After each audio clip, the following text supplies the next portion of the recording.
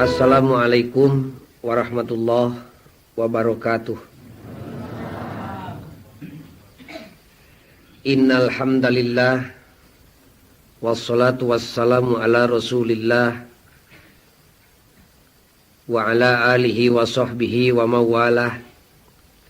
Asyhadu an la ilaha illallah wahdahu la syarikalah wa asyhadu anna Muhammadan abduhu wa rasuluh.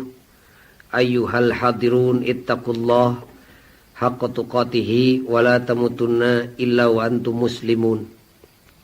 A'udzu billahi minasyaitonir rajim. Ya ayyuhalladzina amanu kutiba alaikumus syiyam kama kutiba alal ladzina min qablikum la'allakum tattaqun. Al-ayah. Surat Al-Baqarah ayat 183. Mulih ti dieu taringalian ku sadayana. Kaum muslimin anu mulia, ti payun mangahaturkeun wilujeng sumping ka pangresa Mama Ajengan Pesantren Lebak Sari name sumping ti Jawa Tengah dina Raraga Muhibah. Mugi-mugi manfaatna kaanggo ku sadayana. Dina kesempatan ieu urang nyoba-nyoba nyarioskeun ngabahas masalah ibadah, terutami urang sadaya sakedap deui bade mayunan ibadah ageung nyaeta ibadah siam sasasih lamina. Ari ibadah teh kaum muslimin sadayana dibagi dua ukuran. Nu kahiji aya ukuran jadi, nu kadua aya ukuran ditarima. Sakali deui ibadah urang sadayana ka Rabbul Alamin tiasa diukur ku urang nyalira. Ukuranana teh teu langkung ti dua, nu kahiji ukuran jadi, nu kadua ukuran ditarima. Keur ngukur jadi jeung henteu na ibadah urang diukurna teh ku hukum, ditinggalian ku kasasoca hukum. Nah cumpon syarat jeung rukunna atawa henteu. Mun cumpon syarat jeung rukun ulah asa-asa eta ibadah teh pasti jadi. Nu jadi dibere gelar ku hukum disebut sah. Hiji tah. Nu kadua ibadah teh ukuran ditarima atawa henteu na ku pangeran. Nah tiasa ibadah diukur ditarima atau henteu, kapan ditarima jeung henteu mah eta mah urusan pangeran. Kan tenan we tiasa mah. Kunaon diukurna ditarima henteu na eta ibadah teh? Diukur ku akhlak jeung tingkah laku urang dina sabada rengse migawe eta pagawean ibadah teh. Ari ngukur sah jeung henteu mah diukurna teh ti mimiti ngamimitian ngalaksanakeun salat. Tapi lamun ngukur ditarima henteu na eta ibadah diukurna teh sabada rengse ngalaksanakeun eta ibadah.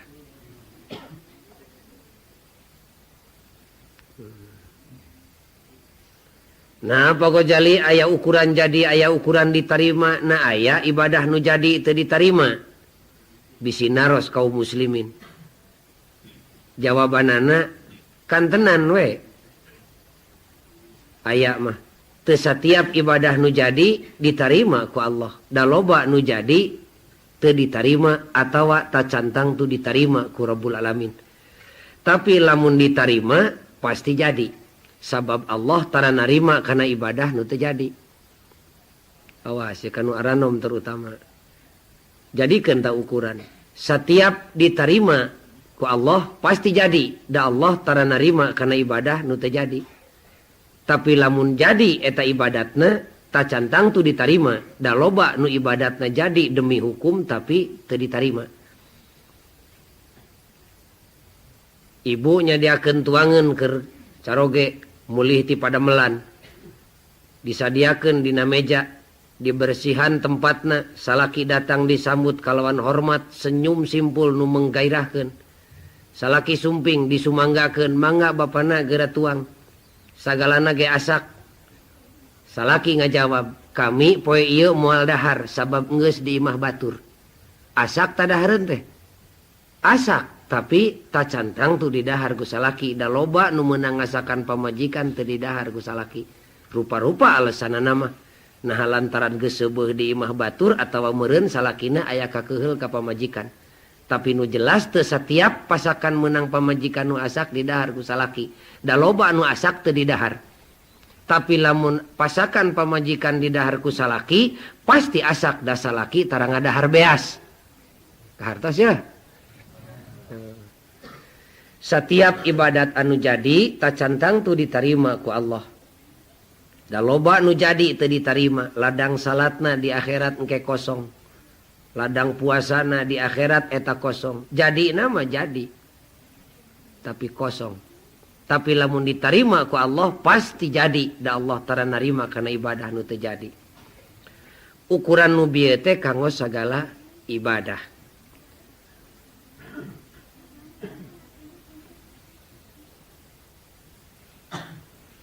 Kaum muslimin anu mulia, keur ibadah nu ditarima ku Allah Rabbul Alamin, ari ditarima teh bahasa Arabna mah disebut anu makbul. Eta teh ngabogaan syarat moal ditarima lamun teu mabrur. Mun bake bahasa Arabna mah piraku make kudu makbul lamun teu mabrur. Jadi mabrur teh pantona makbul. Lamun ibadah urang geus mabrur ulah leutik ati insyaallah alamat aya dina panto makbul. Naon ari makbul ditarima. Naon ari mabrur pinuh ku barokah Allah. Nu mana atuh nu mabrur teh?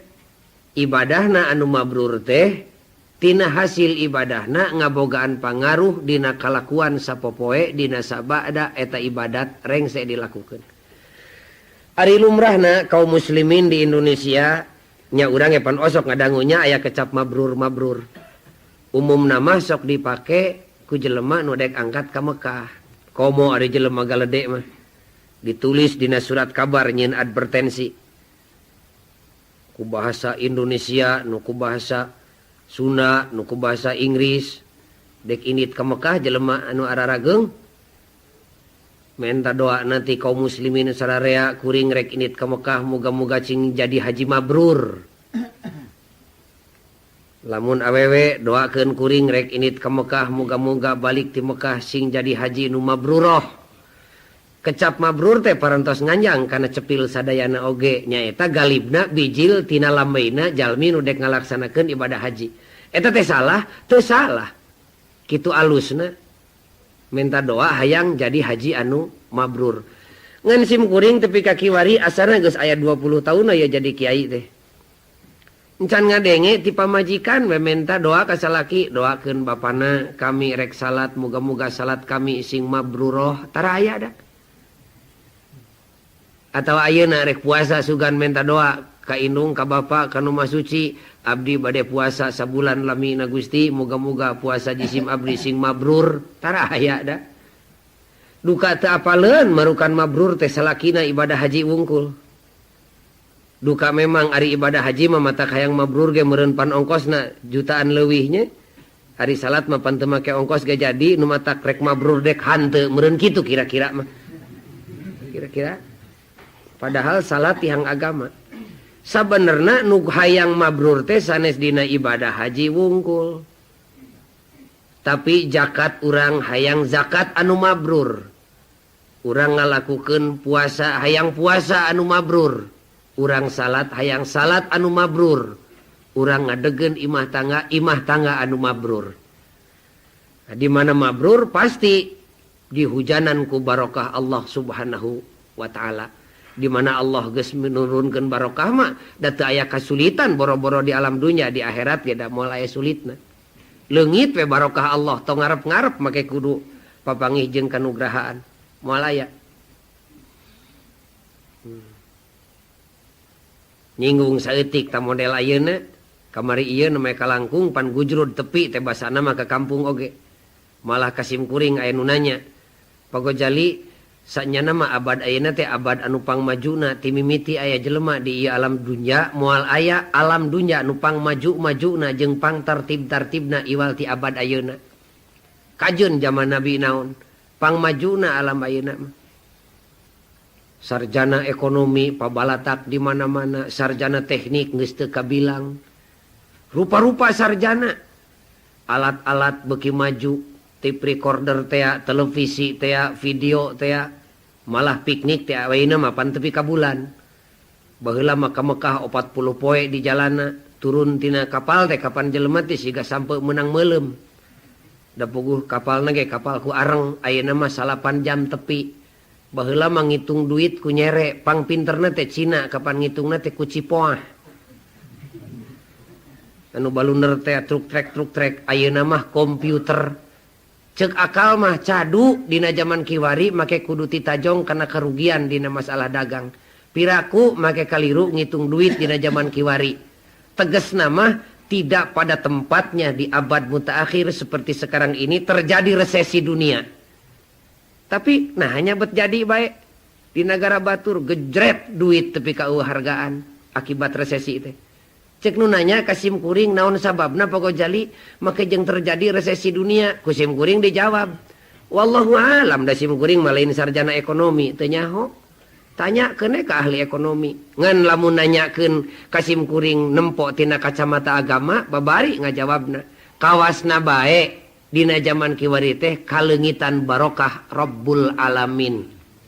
Ari geus eueuh berkah mah masing sagala alat-alat lengkap oge da geus mal aya hartina. Balik deui kana pokok masalahna. Nu matak ibadat urang teh ngejerit ka pangeran hayang jadi ibadat teh hayang anu mabrur. Lain ibadah haji wungkul tapi ti salat tepi ka zakat puasa jeung munggah haji hayang anu mabrur.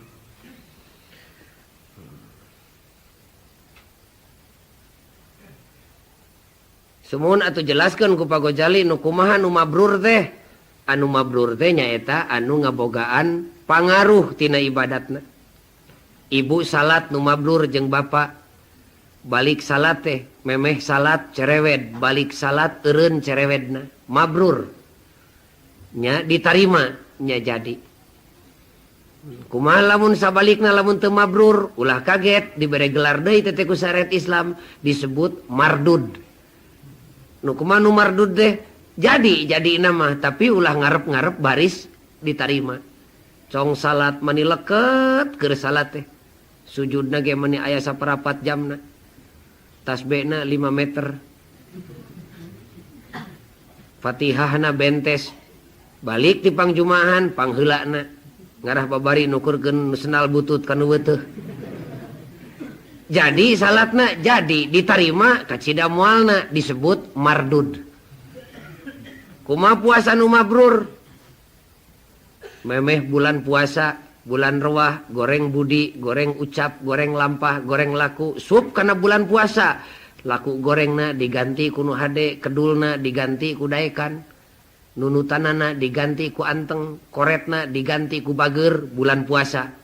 Gubrag we bulan Sawal tak kabageranana teh terus dipake eta puasana teh mabrur nya jadi nya alamat ditarima sabab binuh ku barokah Allah. Kumari nu mardud babari ka bina-bina bulan puasa bager ngaji Quran satamatan taraweh anteng tahajud jeung witir teu katingaleun dirangkep-rangkep. Tepi we ka bulan Sawal balik deui nyeun laku teu jejeg. Jadi ibadah puasana jadi tapi mardud ditolak ku Allah. Ari urang mah nyaeta da marukan kudu bager teh dina waktu nu terbatas. Lamun di masjid gelik ceurik asa rapet ka pangeran, balik ti masjid, balik deui mangeranna teh ka Abu Jahal jeung kana duit. Lamun di masjid awewe mereka tok-tok nganggo tutup orat. Barudak ngorage nu rokna sajengkal deui tina palangkakan teh pan make samping ka handapna di masjid mah balik ti masjid ditaranjang deui. Eta teh disebutna teh split personality, pecah kepribadian. Keur ngadeuheus ka Allah, isin ku Allah asa ditempo, di luar mah asa teu katempo ku Rabbul Alamin padahal Allah ka mana-mana ge nempo. Nya kitu dina bulan puasa ge urang mah. Mun aya budak pasea, ulah pasea si Ujang, ulah pasea. Pan itu bulan puasa engke bisa dek pasea mah sawal pasea mah teu jajegna teh nya Padahal hidang bulan puasa teh mempersiapkan diri ngarah hidang bulan Syawal. Dek lalajo baru udah ulah lalajo sia bulan puasa. Sing hidang bulan puasa mah engke Syawal. Atau hari kali itu pandidinya kayak di Bandung. Di Bandung aya tempat tepati saya pan di Bandung ngantong disebut tempat nama goreng patut. Bulan puasa mah pere balik kabeh. Malah amprok jeung sim kuring di stamplat. Cek batur teh Pak Gojali itu teh jelema anu teh ya cing teh nya atuh geuning siga kitu buluna. Mama watas ku sim kuring ditanya bade ka mana neng teh bade wangsul. Nama ke mulih segala rupi ari bapak kapan sasih siam ieu teh. Cing teh dek balik terus moal ka Bandung deui Syawal mah bade ka dieu deui. Jadi puasana jadi mabrur ente lamun teu mabrur kumaha mardud ditolak ku Allah Rabbul Alamin. Kitu nu mabrur teh jeung nu mardud teh. Jadi nu mabrur mah dahar sahuap jadi daging jadi tanaga. Dahar nu teu mabrur pasti mardud. Gumari dahar nu mardud dua boboko daharna ngulangkeun pacul sakali ge batukna 7 kodi. Mardud ngaranna.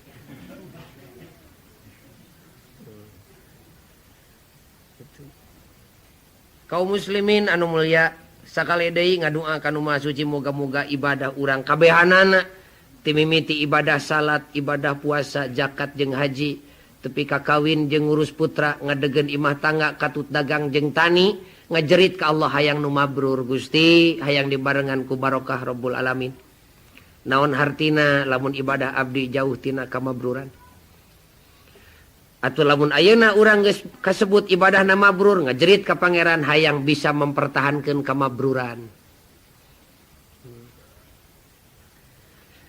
Kaum muslimin sadayana timule pertarosan kumaha tu Pak Gojali abdi hayang bisa ngudag-ngudag jeung ngahontal ibadah nu mabrur teh gampil. Khususna dina ibadah puasa kedah kumaha gampil. Teori nama kumaha gampilna teh wayahna sing uninga kana makna jeung hakikat katutujuan anu aya dina jero ibadah eta. Khususna dina ibadah puasa. Entepkeun kalakuanana. Sampurnakeun syarat jeung rukuna ngarah jadi kakara ngalengkah deui. Korehan naon hakikat jeung hikmat ibadah puasa. Lamun teu uninga kana hakikat makna nu terkandung di jerona katut kana rahasia nama wayahna hese ngudag kamabruranana. Sing uninga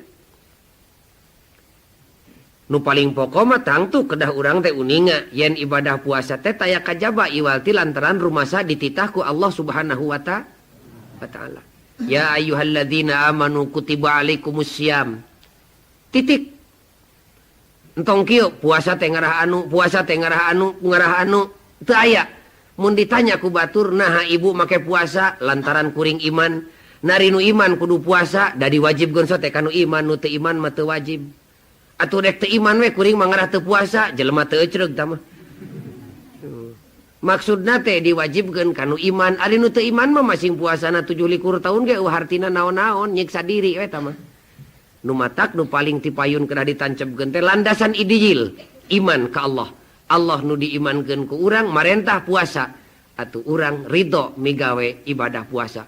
Tapi kaditanya, naon anjeun make puasa? Bongan kuring iman. Nari nu iman kudu puasa, kitu kuduna sabab Allah ngawajibkeun kanu iman. Iraha Allah nitahna, tempo ku anjeun dina surat Al-Baqarah 183. Ya ayyuhalladzina amanu kutiba alaikumussyam. Nah ka urang wungkul pangeran nitah puasa teh henteu. Ka umat nu baheula ge dititah ti zaman Nabi Adam tepi ka Nabi Muhammad ge eueuh nu kaliwat kabeh ge dititah puasa. Kadienakeun urang Yahudi jeung Nasrani ge parwasa ibu cek Allah bisi umat Nabi Muhammad dipadalarang sirik. Nah Gusti teh bet nitah puasa teh ka abdi wae lain umat nu baheula ge dititah cek Allah teh kama kutiba alal ladzina min qablikum ku kami teh diwajibkeun ka anjeun puasa seperti ku kami geus diwajibkeun ka umat nu baheula kudu parwasa. Kumaha Pak Gojali ari puasa umat nu baheula umat Yahudi jeung Nasrani aduh ka teuing da sim kuring can ngajaran jadi Nasrani deui. Duka teuing teh nyaho na make nanyakeun ibadah nu baheula nu ayeuna diwajibkeun we da moal dititah balik deui ibadah cara baheula moal nu ayeuna we nya ngaraha abdi terang nyaeta simkuring ge teu apal ngan sekali waktu pernah aya semah kana rompok urang Australia awewe ngora keneh anakna salah seorang dokter ahli bedah nganjang ka simkuring 5 poe atunya maklum urang Indonesia tukang ngahormat semah saaya-aya pan disuguhkeun kabeneran ari eta awewe teh beukieun rokok nya ku simkuring dihormat dibere rokok udang garam diasongan ceuk simkuring teh have you cigarette hayang rokok gitu atoh keun manehna nyokot hiji kelepus bangun nikmat beak harita keneh simkuring nawaran deui ceuk hate pek bae dek olab ge tong asongan deui anymore hiji deui no thank you I'm fasting henteu nuhun ceuk manehna nuhun parantos cekap simkuring nuju puasa simkuring ngajengok ai puasa ti Hongkong ari maneh tadi kelepus udud diasongan deui no thank you I'm fasting cekap parantos abdi nuju puasa ceuk simkuring kapan tadi ngarokok seuri we manehna teh atuh simkuring nari kesimpulan meureunnan kitu umat nu baheula mah puasana teh nya lamun keur teu puasa ngarokok sabungkus lamun keur puasa 5 batang kitu kira-kira lamun keur teu puasa barang dahar 5 piring ari keur puasa mah 2 piring babari ka Nabi namun kitu kaosna 17 tahun ge anteng-antengan puasa heug teh teuing wallahu a'lam nah kitu umat nu baheula teh puasana atawa teuing lain kitu wallahu a'lam tong nyaritakeun puasa batur urang nyaritakeun puasa urang we ngan ieu mah dibejakeun teh bisi urang pada larang sirik majar pangeran teh nitah puasa ka urang wungkul lain umat nu baheula ge dititah puasa ku pangeran jadi dasarna puasa teh lantaran iman kulantaran iman akibatna nurut kana perintah Allah Subhanahu wa taala kakara geus kitu ngorehan hikmatna dek naon atuh pagojali hikmat puasa kauntunganna keur jelema dunya jeung akhirat akhiratna mah urang sangakeun ka Allah naon ari kauntunganna alam dunya awas ye kauntungan alam dunya anu kontan mah tina ibadat puasa keur jelema nu iman bari ngarti mah baris mampu ngaruntuhkeun penjajahan hawa nafsu hawa nafsu nu gagah teh eleh ku ibadah puasa hawa nafsu nu sakitu gagahna teh eleh ku ibadah salat hawa nafsu nu sakitu gagahna teh eleh ku ibadah zakat jeung munggah haji malah tepi ka dihususkeun pan ku Nabi ibadat puasa mah ngabogaan peran anu kacida menonjolna dina raraga maseaan hawa nafsu paseaan hawa nafsu teh Pak perangan hawa nafsu teh dipaehan pagojali hawa nafsuna ulah dipaehan pan kusim kuring ge disebut basa keur ngaji di Masjid Agung paseaan hawa nafsu teh perangan ngan di mana geus beunang ulah dipaehan sabab hawa nafsu wajib ayana tumerap ka manusia lamun manusia leungit hawa nafsuna mah tinggal pancakaki we kapi kumaha ka mayit manusia nu hirup mah wajib aya nafsuan sabab lamun manusia leungit nafsuna dek siga kumaha rupana ibadahna teh da aya sote hargaan ibadah jelema lamun aya hawa nafsuna bari hawa nafsuna sageus diperangan jadi ngajeng jehe eleh ari ibadah nafsuan mah masing getol ge leungit hargana ulah diparehan pan sok loba teh nu kasalahan ngomong hayu urang ibadah puasa sing getol ieu teh urang merangan hawa nafsu dek maehan hawa nafsu kaliru puasa lain dek maehan hawa nafsu tapi rek merangan hawa nafsu di mana geus ngajeng jehe eleh dipindahkeun ti kenca ka katuhu dipindahkeun hawa nafsu goreng kana hade nafsu nyaritakeun batur dipindahkeun kana nafsu nyaritakeun kahadean batur nafsu ngajejeleh batur dipindahkeun kana nafsu ngamulyakeun batur nafsu koret dipindahkeun kana nafsu barahan nafsu maling dipindahkeun kana nafsu dagang nafsu kedul dipindahkeun kana nafsu daekan distir dipindahkeun kakara ibadahna berbobot pan kungsi simkuring nyaeta sareng salah sawios rerencangan simkuring wangsul tas maparin kuliah kaleresan teu ngabantun kendaraan naik beca di Jalan Rangga Gading bade ka Wastu Kancana ngalangkung ka payeuneun Unisba. Kapan turun jalan teh mudun.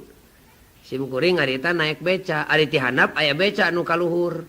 Ditumpakan ku mojang priangan. Anu sampeanana segede-gede kohkol teh.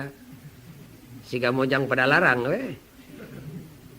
Cek simkuring karerencangan dina beca ceng teh ustad itu tuur mani ronghok segede-gede kohkol. Lain istighfar bari nyigeung ka simkuring anjeunna nutup rarai kapan pagojali teh kiai. Nah aya kiai resep kana tuur batur. Ku simkuring dijawab ceng teh ustad ulah kaliru eta teh cirina kiai normal. Dalam teu normal mah teu kabita. Cenah atuh ari kabita mah lain diberi. Cek simkuring 7 turunan kacida mualna lain teu hayang ngan pedah dipager ku iman jeung ku ilmu kakara ibadah ngaranna aya potensi ngan pedah teu digunakeun lain halna lamun bapa nanya pagojali da abdi ge tibu budak tepi ka aki-aki can ngajaran lacur nah kira-kira abdi teh ibadah wallahu alam eta mah kudu ditanya heula naon sababna Numawi abdi mah teu lacur teh lain teu hayang nu jadi sabab mah abdi mah peluh. Eta mah lain ibadah, teu lacur sote teu potensial. Ieu mah potensina aya tapi tidak berbuat lantaran dibentengi iman dan ilmu. Baru ibadatnya itu berbobot. Jadi, naon atuh lamun ditinggal hikmatna tinu bieu tah? Ibadat teh naon tanu dihargaan teh ku Allah teh hiji taatna ka Rabbul Alamin lantaran diparentah nu kadua naon tanu dihargaan ku Allah teh paeh posona ngalawan ka mung paeh posona ngalawan ka resep dina salah dibenteng paeh poso ngalawan ka embung dina hade dibenteng di perangan sakali deui di ajenanana dihargaanana ibadah kaum muslimin ku pangeran teh dua perkara nu kahiji di ajenan ku tunduk taatna kana aturan Allah cek Allah salat mangga Gusti na teu hoream maneh teh salat teh horeamna mah hoream ngan abdi pasea jeung ka hoream dua jadi dihargaan tina taatna nu kadua dihargaan tina paseana jeung ka hoream sedengkeun ka hoream teh buah tina kahirupan hawa nafsu talamun parantos uninga kitu kakara nanya deui atuh ibadah teh lamun kitu mah pagojali hikmat di antarana teh rek masean hawa nafsu khususna ibadah puasa mah dek masean hawa nafsu rek merangan hawa nafsu di mana ibu parantos mampu merangan hawa nafsu ulah alit mana pasti ibadahna teh geus deukeut kana panto mabrur sugan naon atuh untungna pagojali lamun abdi merangan hawa nafsu ulah alit manah di pelebah dia pantes jeung pasti ku Allah diangkat ibu jeung bapak khususna kaum muslimin pada umumna diangkat sebagai mujahid sebagai suhada lamun paeh sebagai mujahid sebagai pahlawan di nararaga ngelehkeun hawa nafsu. Jadi untungna di alam dunia teh ibu lamun bisa ngelehkeun hawa nafsu ku ibadahna khususna ku ibadah puasa ibu teh diangkat sebagai mujahidah lalaki diangkat sebagai mujahid ari mujahid teh pejuang dina naon dina merangan hawa nafsu nah naon untungna lamun abdi jadi jelema anu diangkat sebagai mujahid sebagai pahlawan hawa nafsu nu ngelehkeun hawa nafsu untungna teh sagala rupa ibadah ku pangeran bakal digantian di dunia jeung di akhirat sedengkeun pangeran mah di mana gantian teh salilana teu boleh ngarentenkeun nu matak teu meunang ge manusia ngarentenkeun eta teh pagawean pangeran manusia nyieun amal saperak pangeran ngaganti 10 perak di alam dunia akhirat mah 700 bari dikali-kalikeun deui ka dituna manusia nyieun kahadean ngabungakeun batur samenit pangeran ngagantian ku kauntungan 10 menit di alam dunyana keur mujahid mah keur pejuang hawa nafsu mah akhirat mah geus lain caritakeun deui ieu mah dunya we 10 eta teh lain cek sim kuring Allah dina Quran hiji 10 di dunyana akhirat mah 700 pan bisi teu percanten urang buktikeun hadisna ku sim kuring dibaca ieu hadis Bukhari ti Abu Hurairah Nabi kungsi ngadawuh Sabab ditanya ku hiji sahabat, cek sahabat teh ayyus shadaqati a'zamu ajra ya Rasulullah. Mun cek bahasa pada larang nama nun Gusti abdi teh sedekah tukang boro-boro nu wajib sunat ge dilakonan. Bade unjuk tumaros. Sedekah naon kira-kira mun ku jisim abdi dilakukeun ganjaranana teh Gusti hayang digantian di alam dunia keneh tapi hiji hayang diganti 10 akhirat mah luyu jeung janji Gusti dina Quran teh.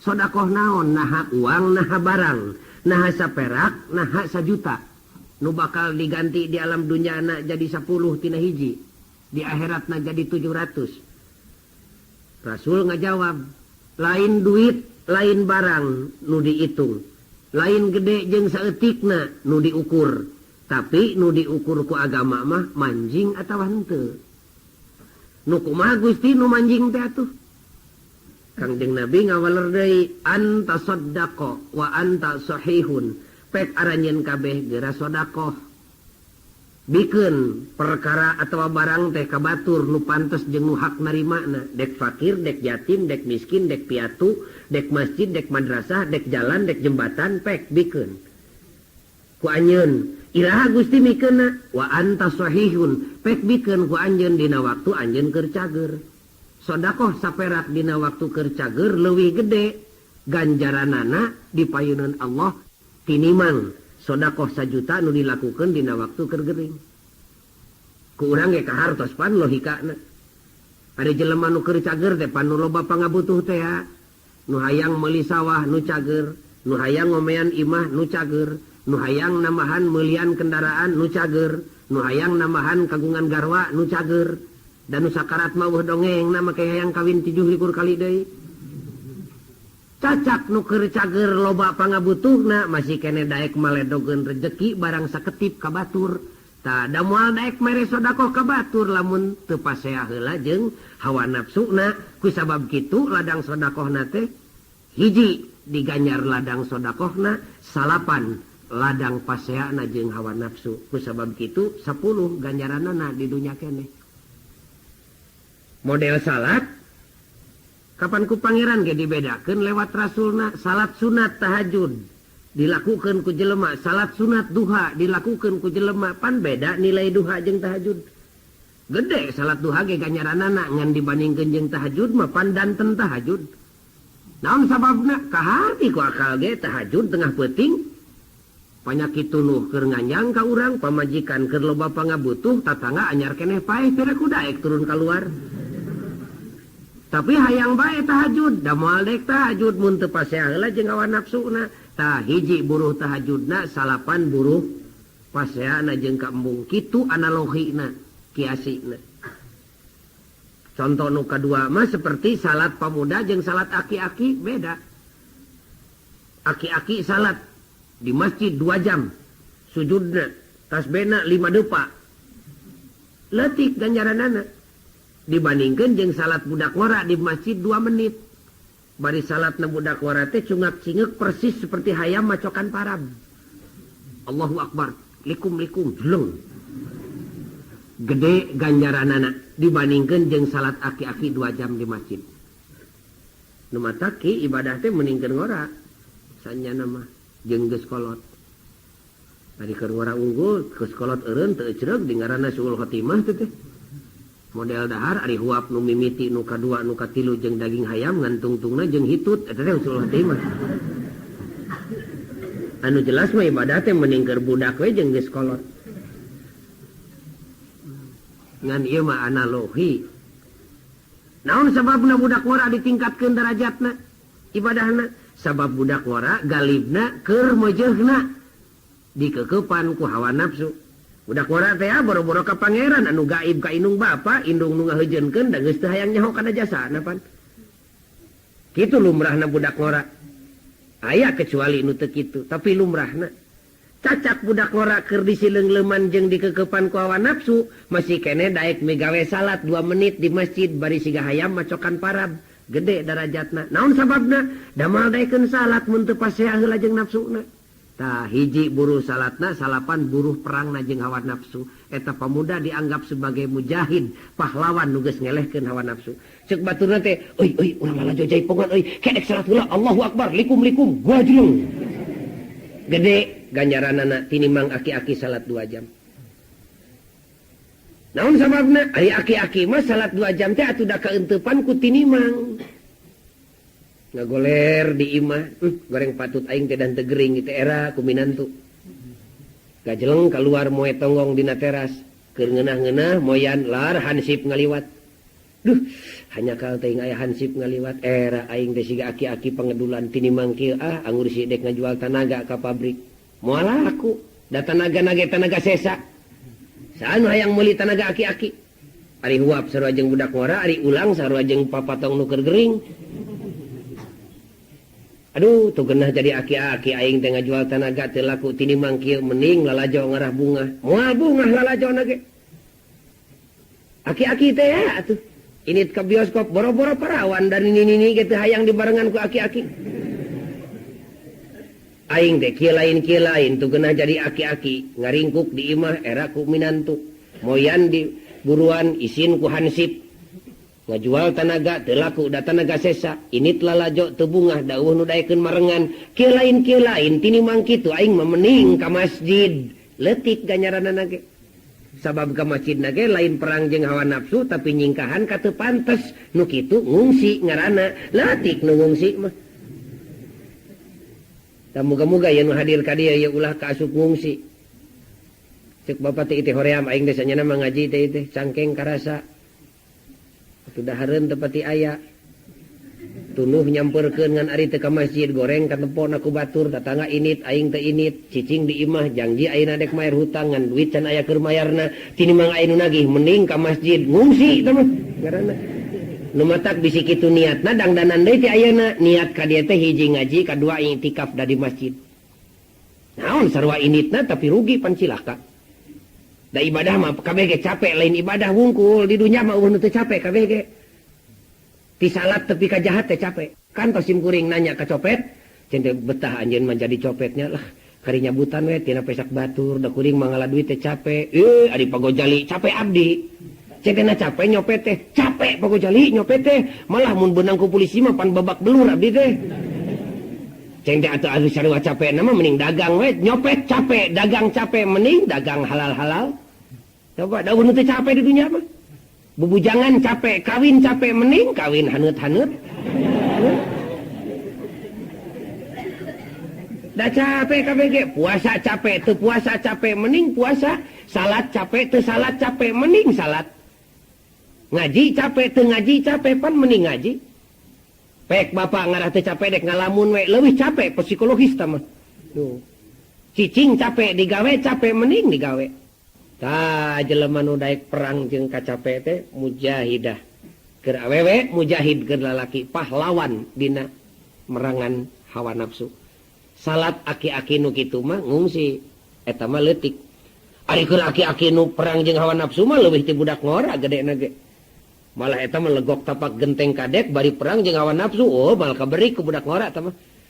Ceuk injuna teh ki tong salat di masjid ini teh hujan ieu teh payung sia ka dieu keun. Nu mawi ki leueur bisi ti soledat aki mah itek sia. Bisi geubis aki teh geus kolot tuntun ku sia. Eta mah leuwih ti budak ngora mal kaberik tah mah mal kaberik. Aki-aki nu kitu mah. Nu kadua ceuk Kangjeng Nabi jadi sahihun tahsal faqra wa ta'mulul ghina wa la tumhil hatta idza balagatil hulqum qulta li fulanin kadza wa li fulanin kadza wa qad kana li fulanin. Bukhari an Abi Hurairah. Nu kadua mamun anjeun hayang kaasup mujahid nu perang jeung hawa nafsu tina hasil ibadahna digantian di dunia hiji jadi 10 di akhirat 700 kali. Pek lakukeun ku anjeun ibadah khususna sedekah dilakukeun ku anjeun dina waktu anjeun keur dieunteupan ku panyakit koret. Sahabat ngajenggok, nah Gusti make keur kaeunteupan ku panyakit koret. Nah ari jelema tara koret salilana di alam dunya mah eueuh nu anger. Sakapeung koret, sakapeung bager. Nu matak datang ge atensi ti pangeran pan ngalangkungan nabina. Geuwat aranjeun kabeh geura tobat. Memeh anjeun paeh gewat aranjeun kabeh geura salat memeh anjeun beakeun waktu. Naon sababna? Tara anger. Poe ieu bager isuk mah koret. Takeur bager gewat gunakeun kesempatan. Ieu nu hadir di dia ayeuna iman kabeh sanu nyaho isuk aya nu murtad. Naudzubillah tapi teu jarang terjadi kejadian kitu.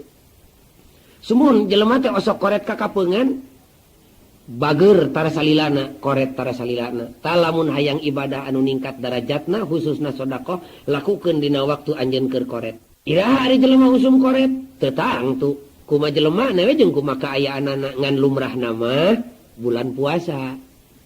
Ari bulan puasa mah eta mah geus jadi galib. Ti wetana semet paranti bijil panon poe, ti kulona semet paranti suruh panon poe ampir rata-rata koret. Naon sababna? Sabab sagala perkara ti tanaga tepikeun ka duit jeung dahareun kabeh ge digunukeun keur bulan lebaran. Nu matak bulan puasa koret. Kira pek bulan puasa engke saksian ku bapa. Awewe di dapur garwa urang keur masak, keur nyieun kolak teh, keur mais lauk teh. Dogdag kesang badag kesang lemut keur buka puasa. Jol we semah tabu 5 setengah genep semah can balik da geus nyingsat halis teh. Malah tepi ka sompral ngomong semah teu gablog pikir aya kieu can mantog gitu. Bakating ku sieun teh seubeuh. Ari geus amma magriban jadi hanyakal teu beak. Bulan puasa mah boro-boro ka batur da kawak serangan ge koret. Giridig ka Bandung milihan baju wol pijaseun.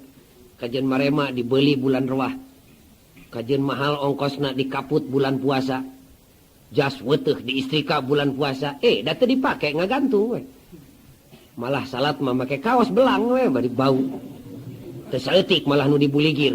Ari ditegor teh ku batur, "Nah salat dibuligir." Cerewed ding pangeran mah teu cerewed. Penting mati na we. Pokna teh ceuk pamajikanana, "Nah bapana bet salat make kaos. Kapan aya itu jas weuteuh meunang ngaput?" Nurus tunjung keur lebaran sia eta mah. Teu dipake dah. Gerapek lain isim kuring mah lain heureuy. Mangga we buktikeun ke sakedeung deui bulan puasa. Pamajikan di dapur tepi asa semplak tak-takna teh. Ngopyok endog jeung tarigu nyieun kue da di toko mah mahal. Ngagedur dina baskom gecruk-gecruk. Belaanan sangu tepi ka jadi gigih keur anak jeung keur salaki. Da tanaga dibeakeun kana baskom keur nyopyok endog. Meleber sakampung ka ameu kue. Tepi ka magrib asak kuehna budak gegerelengan da teu dibere. Mah kue ulah sia keur lebaran. Malah salaki menta, "Mana indungna leunyeun kue?" Is ari bapana kapan keur lebaran? Ulah hayang-hayang ting makop tanu tutungna. Tapi ka nyengir geuning salaki teh ngahakan kue nu tutung. Teu ngartieun, mun ngarti mah di dinya sedekah mah. Cai sakecelak eta sakitu kana bibir batur tina gelas. Celak kue magrib, gorowok adan cokot teh ku curug kana letah batur. Allahumma lakasumtu wa bika amantu wa la rizqika aftartu. Cokot teh tina gelas sakecelak ku curug. Celak ganjaran nu dibatalkeunana, ganjaran puasana dibikeun kanu nyuguhan cai sakecelak ku curug teh. Mata ke ngajaran di antawis bapa di dieu. Cara didayeuh nyieun buka bersama. Di kota mah enak keur usum da nyahoun kana fadilah. Buka bersama di bumina gubernur ngaleut. Buka bersama di bumi panglima, buka bersama di bumi wali kota, ngan can buka bersama teh di imah hansip we. Can aya tah mah. Naon teh kapan aya hadis sanadna sahih talamun jelema sakieu dikumpulkeun di madrasah yeuh bulan puasa gorowok adan magrib cokot we cai tati balong kecelak baralik kabeh ganjaranana gede. Dibikeun kanu nyuguhanana. Ieu diganti deui. Nu mata kiai mah ibadah nanti nu boga ilmunya siga enteng tapi berbobot da make ilmu beda jeung nu bodoh. Jadi urang mah dahar kanel tapi eueuh tanagaan. Simkuring keur masantren di Cikalama kabungkur. Batur mah baralik bulan puasa teh da boga lemur aman simkuring genting pan teu balik cicing we maksakeun maneh di pondok. Cek ajengan teh, "Euy ka dieu sabaraji santri nu teu balik?" Cen teh aya 100 mah. Magrib sina ka imah. Deug we kana ati. Pasti disuguhan dahar ku ajengan magrib. Malah ngomong ka urang salopa cen teh kumamang kaning urang geus ngaliwet. Cenah bodoh ting den liwet urang keur sahur atuh magrib di ajengan. Singkil wedek dahar di ajengan ngalingkung di madrasah di bumina. gorowok adan lol we kolek tajil kolek cau ngan pedah rada kesed teu loba kolek cauna ge dina pisin leutik teh pisin baheula we buatan zaman walana baheula lain pisin cara ayeuna pisin leutik ya mah sakecelak pisan da dikitukeun teh senok teh teu ngalelep di dahar ku beuteung santri nu puasa atuh 2 kali ngarenghap ge eueuh tapakna cicing geus tamat tajil teh nah cek hate datang wae sanguna jol ajengan sumping naon cari cing we itu geus tajil cing teh parantos geus nyangu di pondok nyapir aku ngabohong parantos nyatu masing-masing cek hate abong nu boga ilmu puasa aing di subuh tepikeun ka magrib ditukuran ku kolek kesed sasenok nyaun make ilmu tadi urang mah nyaeta rezeki gede keluar tapi kurang bobotna da teu make ilmu teh ya hawa nafsuna teu daekeun eleh eta nu jadi sababna teh lamun bulan puasa usum bager usum koret iraha ari usum bager galibna mah jelema teh bulan puasa musimna koret bulan Sawal musimna bager ta urang mah dina usum marema ganjaran bulan puasa ningkat malah mundak koretna dina bulan Sawal usum leutik darajatna gede kebageranana bulan Sawal mah leutik nilai sedekahna naon sababna atuh dasar rea keur usum boga datar aya imah nu nutupkeun pantau bulan lebaran mah dibukakeun KBG pada boga kue sacanggeum wae mah ieu mah dina bulan Sawal kalah kadiiderkeun sangu baki tepi ka sigalaleur bari teu jarakat tadi dia kaliruna teh nya zakat mah wajib barang kirim mah boro-boro sunat eta mah lumrah we nu puguh mah kade simkuring nganyurkeun ye ka kaum ibu tanu sumping kade eureunnan eta kalakuan kitu teh hanas zakat henteu hanas barang kirim ka tatangga zakat mah keur 3 jelema pan 3 kali 700 ge geus tamat wajib teh ngaluarkeunana ngirim tatangga mah ngirim dahareun sangu dina poe lebaran boga tatangga sa RT 25 pan teu cukup 10.000 teh hanas ngirim ka tatangga bari teu pati manfaat biayana gede hanas zakat ditinggalkeun pan doraka 7 likur kali zakat heula mun aya leuwihna kakara barang kirim malah teu barang kirim ge teu nanaon da usum boga ieu mah zakat henteu baki diiderkeun nu matak salah urang sorangan akhirna mah jeung salaki dek nying hareupan bulan puasa teh kepan paseana mah ti rewah keneh mana mikir sepatu budak mana mikir ngirim ka tatangga bapana itu aya 40 imahna mangkaning daging mahal sakilo ge geus 3.000 geuning daging teh tepikeun ka poe lebaran mah dikeureutna teh ipis siga silet atuh da balanya ka pasar bari amek-amekan dek ngirim ka tatangga dok dag masak bulan puasa kirimkeun bulan Sawal da di Bandung mah tepi ka siga silaru atuh ti imah ieu ka imah ieu ti dieu ka ditu nu beda teh waktuna we wungkul ti dieu jam 8 pindahkeun datang tabu salapan da puguh ari teu dibales mah da itu teh nu ngirimna teh sok monyong teh sakitu geus dikirim ku urang beuteung ngirimnya ka urang pokna teh naon kaos ngarojokan lalai nu keur sare malah teh jelema leutik mah dikirim teh aya atoh aya nyeri ari atohna dahareun aya tambahna ari nyerinya teu bisa males malah pok ka salaki bapana neng mangkani geus ngirim ka urang mangkaning dagingna ge 3 guruntul ari urang iraha pan pasea tungtungna jeung salaki lain ngonang kamanfaatan teu ngonang kacilakaan malah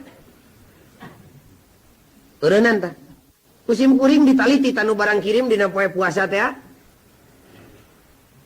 da barangna mah eta keneh we barangna mah eta keneh we malah di amuan teh sanguna ge geus hanyir atuh da da meureun tara dicokot sanguna mah dipindah-pindahkeun tina piring ieu aya 7 likur leungeun mah nu ngarampakna malah ditempo teh tumis kentang mah geus bule atuh da balas minang dipindahkeun tina piring kana piring merenya atuh bumbuna mah nyarangsang dina piring tungtungna bule we kentangna wungkul nu kadeuleu nguriling atuh lain sedekah tah mah ukur mentransfer dahareun we ti imah ieu ka imah itu nilai sedekahna geus leungit kulantaran keur pada boga nu kadua leungit nilai sedekahna teh da lain ti dirina malah mun aya daging nu hipu cokot keur bapa budak nu liat pinahkeun ka dinya lain deui ieu kusim kuring katos dicoba cokot cek sim kuring daging tuh dijagal bonyol daging pupunakan nu tara hipu saminggu teh nu gede kulub dong asak teuing beungkeut talian ku bola cirian sok make bumbu ngarah teu katempo anterkeun nita budak santri cinta anterkeun euy ka imah itu tuh anterkeun ka dinya da teu kungsi 2 jam balik deui barang ditempo teh bolana aya ieu daging ti aing teu payu da liat meureunnya nundukeun bukti yen barang kirim dina poe lebaran teh si oreng nawaituna teh lain ibadah ngaladenan lumrah we jeung galib hanas cul zakat bari pasea jeung salaki eureunnan bu boga rezeki mah tong kitu malah kumpulkeun sok sangu kana tolomongkeun dadetkeun ku suku nincakanana ge sok deungeuna tamlegeun initkeun tengah peuting entong nempokeun batur daeraheun teh jelema nu can ngirim dikirim teh ketrok janela jelema miskin tina janelana mang harudang sakedeung budak can sarare ieu aya rezeki kop geura dalahar heula teu dionang ka imah teh lain kunanaon bisi emang era ngadaharna ari ku kuring diangeui-angeui dibakian ka dieu bisi katempo ku batur da rezekina ge ukur saeutik kop mang geura dalahar ta ieu dahareunana hudang barudak sing barunga ta ieu kuring aya duit geuningan 100 perak kop sodaqoh ta ieu aya kopeah urut bapana pek isuk bisi teu boga keur salat Idul Fitri ta ieu sampingna ieu keur emang ieu butut-butut wae mah ta ieu aya mukena ieu ti kuring urut itu mukena dengan bersih pek pake keur nini ta isuk keur salat Idul Fitri da mal dijawab teh ku jelema miskin teh iwal ti jawabanana ku cimata bari cimata dina waktu eta lain cimata murah tapi cimata nu bakal ngondang rahmatna Allah Subhanahu wa taala kakara lamun kitu mabrur puasana di mana geus kitu mah tinggal ngarep-ngarep pe ganti nanti Allah janji Allah hiji 10 pan kungsi dibuktikeun ku Sayyidina Ali bisi pajar bohong hiji 10 ya Siti Fatimah harita keur kakandungan malum nu kakandungan teh segala hayang gerewek we ka Sayyidina Ali Abah Husein kami teh ku asa dina tikoro hayang papanggih jeung dalima cek Sayyidina Ali tong ceurik Fatimah kajeun kami teu melak bari duit teu boga urang neangan we kejerut peneangan atuh salengkah 2 lengkah ge meunang dalima hiji alhamdulillah cek Sayyidina Ali pesakan giridig balik ka imah can tepi ka bumi na Sayyidina Ali gok manten jeung sahabat anak buahna meureun leumpang gagaleongan buuk kusut panon ngelok bibir garing persis di lemah susah pok nanya Ali nah sileing bangun susah euy cek eta sahabat bade teu susah kumaha Amirul Mukminin naon nu jadi sabab nu mawi pun bojo nuju ka kandungan ari geus kitu hayang dalima neangan maneh henteu ikhtiar meunang henteu nu mawi 3 dinten 3 wengi can kekengingan naon sababna duit teu gaduh nganyuk eueuh nu mercaya melakmet eueuh turunan ari geus kitu kumaha abdi sesah naon sababna unggal wangsul karo rompok pun bojo boro-boro mere budi malah tulak kana tarang we Sayyidina Ali ngahuleung pan mun urang meureunnya ngajawabna teh nu matak sarua di imah ge teh keur nyiram malah kuring geus meunang tuh pan kitu meureun urang mah kumaha Ali henteu leng ngahuleung naon ngahuleungna mikir cek Sayyidina Ali ieu kajadian aya persamaanana aya perbedaanana jeung kajadian kami dina atina teh kitu kami neangan dalima si eta neangan dalima kami meunang si eta teu meunang pamajikan kami hayang dalima pamajikan si eta hayang dalima pamajikan aing mah mun datang aing ka imah teu moal dalima can puguh ngunghak da goreng-goreng ge putri Rasul pamajikan si eta mah geus teu nyaho di harga salaki pantulak kana tarang bari basa goreng patut kakara Sayyidina Ali nyimpulkeun takdimul aham fal aham summal anfa fal anfa mun tarjamah bebas nama orok lapar 2 menit bisa lieur aki-aki lapar 7 minggu can puguh totolonjongan saheula tah pan orok heula meureun teu asa-asa Ali bin Abi Thalib nyabut dalima kop euy tah bawa ngahuleung atuh manehna di mana Amirul Mukminin tong tatanya bawa siah barang halal teh ieu saha balik ka imah teu oyak bulu salamar ana cat teh ka imah Siti Fatimah nanya meunang Abah Husein meunang syukur atuh pesona mah geus diasah cek Sayyidina Ali ulah rusuh ngasapeso Fatimah nu dibawa mah dongengna wungkul dalimana mah dibikeun ka batur kieu sababna ana jerete teh Siti Fatimah nya meureun lak-lak dasar mun urang mah ngan ulah diserwakeun jeung amek awewe urang itu mah putri Rasul Siti Fatimah keur ngawak-wak ngalawan Sayyidina Ali teu cicing we cemerutna Sayyidina Ali teu ngalawan nah elehan ku pamajikan lain naon atuh make ilmu cicingna ge eta mikeun dalima ka batur ka pamajikan dipaneurikeun nah nya ka batur tinimbang ka pamajikan lain naon atuh make ilmu tah ge nu ngawakak masih keneh Hantem Sayyidina Ali ngeluk keneh pan kurunyung pemuda mau dalima sajingjingan salapan eusina. Pan hiji nu dibikeun mah datang salapan. Lain akhirat dunya itu. Cek Sayyidina Ali syukur atuh itu tisaha tipun bapak sedekah syukur atuh. Cek budak ari panosi tampi mah abdi bade wangsul. Kumaha cek Sayyidina Ali ulah waka dagoan lah kumaneh ku kami rek dibilang heula. Tapi kok kitu tegana eta. Pirakunya teu nyeri. Model urang ngirim ka tetangga, ngirim dahareun, nuhun ujang nuhun, tapi ulah waka muli kedek diasaan heula mun kurang uyah cokot deui, ngeunah moal. Iya dibilang. Siga kejemnya tauhid mah.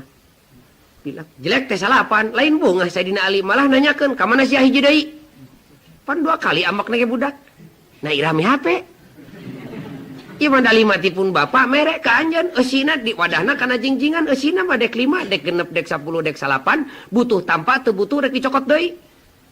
Kumaha cek Sayyidina Ali ari dicokot deui mah ulah euy lain kami nu rugi maneh nu cilaka sabab nu sedekah dicokot deui teh cara anjing utah diletak deui. Sumul atuh tarima tadinya. Moal ari teh jejeg 10 mah.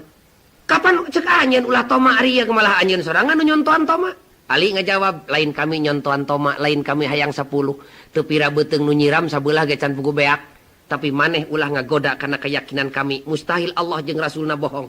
Sabab dawuhan Allah hiji teh jadi 10 lamun kieu dasarna. Kami teh karek mikeun dalima atuh patimahna ge keur ngecebrek. Kami ikhlas cek Allah hiji 10. Ari ieu datang salapan, mustahil sia bohong ka mana hiji deui.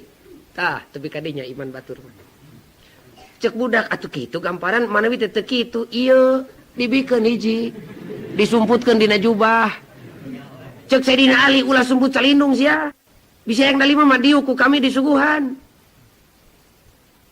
Kumaha cek budak kuring mah dalin sumput salindung ngan kuring mah dek nyoba we ka anjeun tepi ka pelebah mana anjeun imana kana dawuhan Allah jeung Rasulna.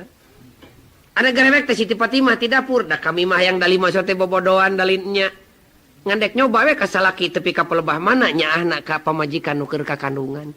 Kaum muslimin sadayana panjang teuing kusim kuring di guar kabeh mah anu jelas mah ibadah anu mabrur geus deukeut kana panto makbul keur ngudag kamabruran wayahna sing nyaho kana hakikatna ibadah jeung kana makna nu tersirat dina eta parentah ibadah sing nyaho khususna ibadah puasa rek merangan hawa nafsu ari nawaitu nama taya kajaba iwal tiru masa dititah ku Allah. Urayana sim kuring anu leresna eta teh tina agama nu kaliru nama tina kakaliruan sim kuring sorangan. Bismillahirrahmanirrahim. Allahumma inni as'aluka hubbaka wa hubba may yuhibbuka wa hubba kulla amalin yuqarribuni ila hubbik. Rabbana atina fid dunya hasanah wa fil akhirati hasanah wa qina adzabannar. Wassalamualaikum warahmatullahi wabarakatuh.